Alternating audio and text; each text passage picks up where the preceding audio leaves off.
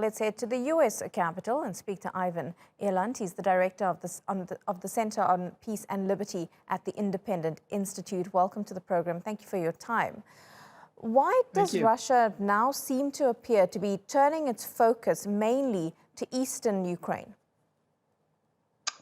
Well, I think it's because they failed to take the capital. And what they're trying to do is take out some forces to Belarus and then probably bring them around through Russia to the southeast portion of Ukraine so they can use this mass of forces in a smaller area. I think they're probably have reached the conclusion that they're not going to be able to take Kyiv simply because you need a lot more troops to do that in heavy city fighting where they would take much more casualties.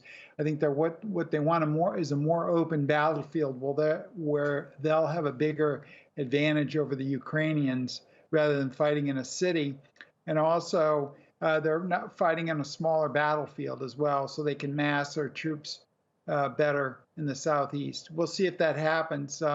This could be a ruse to do something else, but I think that's what most analysts are thinking that they're going to do. Yeah, there's still so many moving factors in what could actually play out in this area. While all of this is happening, the EU has banned coal imports from Russia as they impose new sanctions. But the EU is also a region that's really heavily reliant on Russian gas and energy. And there seemed to have been a lot of deliberation amongst countries before this move was made.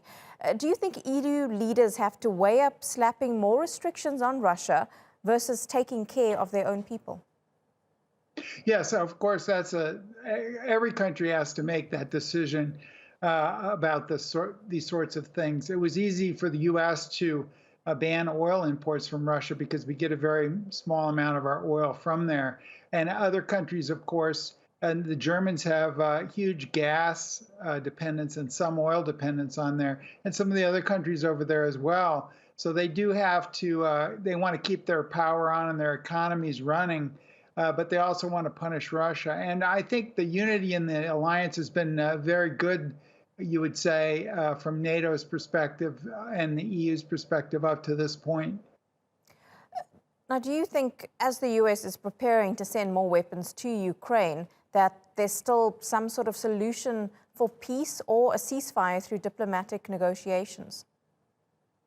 Well, I don't think usually on a battlefield you have a ceasefire when both sides can't gain from combat. And I think both sides, Ukrainians really think they've done a wonderful job, and they have done a wonderful job as the underdogs in this thing of keeping the Russians away from Kyiv and really keeping them away from a lot of the major cities. Even Kharkiv and Mariupol haven't, close to the separatist areas, haven't fallen. So the Ukrainians are buoyed up by that. Plus, they're getting a lot of weapons from the U.S. and the EU and NATO countries. But the Russians, they really need some sort of a victory, or Putin is, probably going to be in trouble at home eventually. Not right now, but maybe eventually. So I think he's got to get some sort of a victory. So you see both sides have something to gain from staying in from continuing their fighting. So I think the peace talks are not going anywhere, at least for the foreseeable future. Ivan Eland, great to get your analysis on that ongoing war between Russia and Ukraine. Thank you so much.